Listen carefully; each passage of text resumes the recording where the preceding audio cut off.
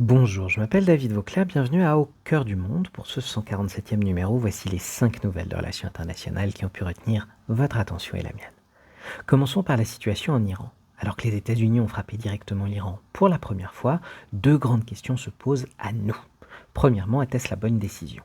Les partisans des frappes affirment que l'ayatollah Khamenei dirige un régime religieux fasciste et expansionniste qui appelle ouvertement à la destruction d'Israël et finance des groupes terroristes partageant ses vues, tout en faisant hypocritement croire qu'il est pacifique alors qu'il stocke de l'uranium enrichi à 60%, bien au-delà des 3 à 5% nécessaires à un usage civil.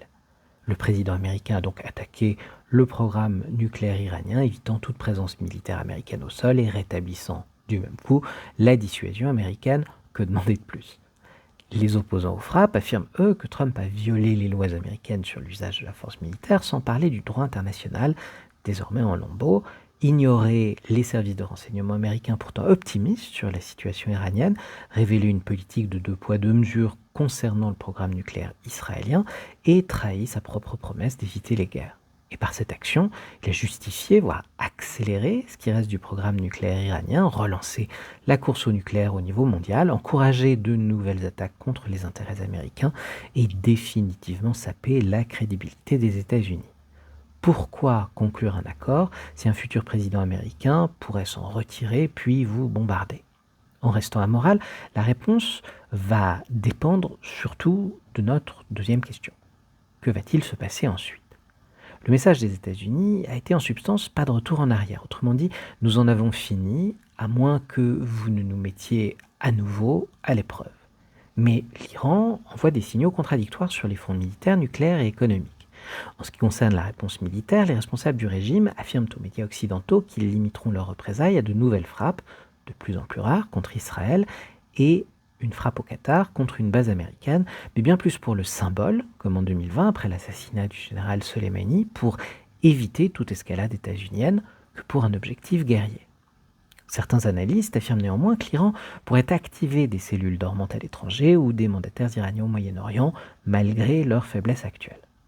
Ensuite, concernant le programme nucléaire iranien, Téhéran affirme qu'il ne s'agit que de destruction superficielle, arguant qu'il a déjà relocalisé son matériel nucléaire, et les premiers renseignements le confirment, et qu'il est déjà en train de reconstruire avec encore plus de détermination ce qui a été détruit. Autrement dit, on peut abattre des bâtiments, faire s'effondrer des bunkers et même détruire des centrifugeuses, mais cela ne revient pas à revenir sur une volonté de longue date de se doter du nucléaire. Enfin, sur le plan économique, le Parlement iranien évoque l'idée de bloquer le détroit d'Ormuz, mais c'est aux dirigeants iraniens de décider. Il soulignera que tout en menaçant environ 5% des approvisionnements pétroliers américains, cela porterait un sérieux préjudice à la fois aux amis de l'Iran, la Chine s'approvisionne en pétrole via Hormuz, et à ses voisins. Les Émiratis exportent 60% de leur pétrole via Hormuz, contre 88% pour les Saoudiens et presque 100% pour les Irakiens, les Qataris et les Koweïtiens. Donc, même si c'est possible, c'est improbable. Alors que va faire l'Iran? L'un des facteurs est le fait que les assassinats israéliens semblent avoir ciblé les partisans de la ligne dure en Iran, ce qui pourrait empêcher Téhéran de s'engager dans une nouvelle escalade. Mais un autre indicateur est le prix du pétrole, resté étonnamment stable compte tenu de tout ce que nous venons de décrire. Il y a fort à parier que nous ne sommes pas au bord du gouffre, ou du moins pas encore. Alors, comment le reste du monde perçoit-il la situation? Si quelques alliés des États-Unis ont désormais ouvertement soutenu ces frappes, la plupart restent en dehors de cette question. Autrement dit, ils lancent de vagues appels à la désescalade. Quant aux rivaux des États-Unis, ils ont fait preuve d'une remarquable unité. Pékin, Moscou, Pyongyang, La Havane et Caracas émettent tous des condamnations virulentes. Pourquoi? Marxistes-léninistes, poutinistes, tchouchistes, communistes et chavistes ont peu de points communs, mais ils partagent avec les théocrates iraniens une opposition idéologique aux États-Unis, ou du moins à leur interventionnisme.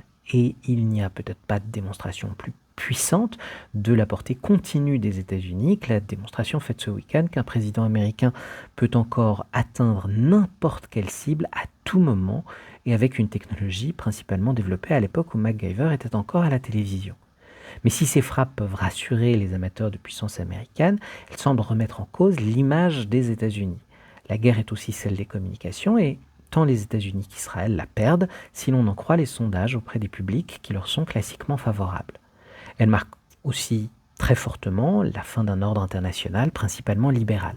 Les Nations Unies semblent, à l'instar de la Société des Nations, dépassées, inutiles et incapables de répondre au retour d'un ordre réaliste et d'un monde plus violent. Poursuivons par la Syrie, où un kamikaze a tué 20 paroissiens lors d'une attaque contre une église grecque orthodoxe à Damas. Le gouvernement accuse l'État islamique, dont les représentants n'ont pas encore fait de commentaires. On craint un énième retour de Daesh dans une région déjà fortement éprouvée. Continuons avec la République démocratique du Congo. Cette dernière a, une fois de plus, prolongé de 3 mois son interdiction d'exporter du cobalt, un intrant technologique essentiel, invoquant la nécessité d'enrayer la récente chute des prix. Parallèlement, Kinshasa et le Rwanda voisin ont enfin convenu de signer ce vendredi un accord de paix négocié sous l'égide des États-Unis visant à mettre fin à des décennies d'hostilité. Achevons avec d'autres diplomates américains, avec Keith Kellogg. L'envoyé spécial de la Maison-Blanche s'est rendu à Minsk ce week-end, obtenant la libération de 14 prisonniers politiques, dont une figure clé de l'opposition. Après avoir remporté son 7e mandat de 5 ans, Loukachenko se sent peut-être suffisamment confiant pour libérer certains de ses détracteurs, ou peut-être, les sanctions occidentales étant désormais très sévères, est-il simplement prêt à échanger quelques opposants contre un peu de répit, probablement les deux. Enfin, puisque nous parlions d'un dictateur, concentrons-nous sur l'Amérique du Sud grâce à la parution de l'ouvrage majeur du professeur et juriste Santiago Muñoz Machado, De la Democracia en Hispanoamérica, qui retrace l'histoire complexe des constitutions et tentatives démocratiques de l'Amérique latine. Partant du principe que cette partie du monde évoque plus souvent les dictatures, les pronunciamientos et les coups d'État que la démocratie, il tente d'expliquer pourquoi cet idéal n'a cessé d'être contrarié. Après leur indépendance, les pays latino-américains ont adopté des constitutions inspirées des modèles libéraux européens et américains, mais en réalité, les États étaient faibles, trop fragiles, les sociétés inégalitaires et les institutions peu respectées. Ainsi, face à l'impuissance du politique, les populations sont tentées par un pouvoir personnalisé, exercé par des chefs militaires ou grands propriétaires autocrates charismatiques, en dehors des règles constitutionnelles. Le XXe siècle sera marqué par des dictatures militaires, pensez au Chili ou au Brésil, caudilisme parfois soutenu par les États-Unis au nom de la lutte contre le communisme, parfois par des révolutions populistes reposant, elles aussi, sur le culte du chef, mais proposant des politiques sociales plus fortes, songez à Cuba ou au Mexique. Depuis les années 1980, des dirigeants néo-populistes de gauche, Kirchner, Chavez ou Morales, arrivent au pouvoir démocratiquement, mais modifient ensuite les constitutions pour prolonger leur mandat au nom de causes nobles comme la justice sociale ou les droits des indigènes. Ils adoptent ainsi souvent des constitutions surchargées, jusqu'à 444 articles, et ce néo-constitutionnalisme, selon Muñoz Machado, est mal maîtrisé juridiquement et surtout utilisé pour renforcer le pouvoir exécutif, supprimer l'opposition et contourner le principe d'alternance. L'auteur conclut que malgré les intentions affichées, la démocratie libérale peine à s'imposer durablement dans la région, souvent détournée au profit de régimes autoritaires sous couvert de légitimité électorale. Et voici pour ce 147e numéro. N'oubliez pas que local et international se mêlent toujours plus et que de nombreux sujets s'entrecroisent. Pour bien comprendre notre actualité, je vous encourage donc à 3 choses. Évitez de surcharger votre constitution, défendez la démocratie libérale, mais surtout écoutez les podcasts de compétences et développement comme ceux de l'IFAC, de l'IDREA, d'IET, de 3AD, de l'IDRAC, de Subdecom ou de Vivamundi, qui devraient vous éclairer et vous divertir sur les grands thèmes poursuivis par ces écoles. Et une fois ces écoutes achevées, espérant que tout cela vous aura intéressé, n'hésitez pas à approuver, commenter et partager les numéros qui vous auront plu. C'est toujours apprécié.